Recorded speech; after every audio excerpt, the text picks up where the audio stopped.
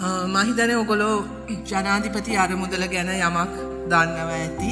ඒක මේ රටේ සියලුම පුරවැසියන්ට අයිති අරමුදලා.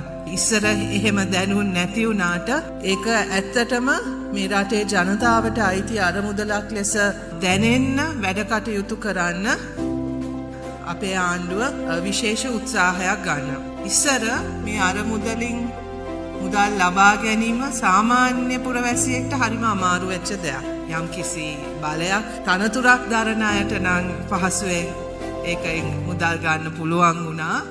නමුත් සාමාන්‍ය ජනතාවට ඒකට ලං වෙන්න හරිම දුෂ්කර කාර්යයක් බවට පත් වෙලා තිබ්බා. ඒකේ ක්‍රියාවලියත් ඒ ප්‍රොසීඩියර්ස් හරිම සංකීර්ණයි.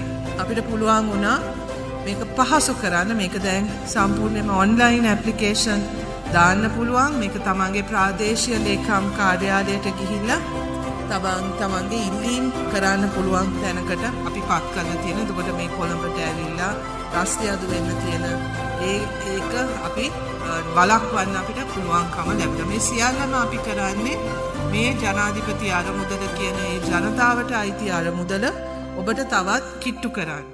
ජනාධිපති අරමුදල රටේ ජනතාවගේම අරමුදලයි.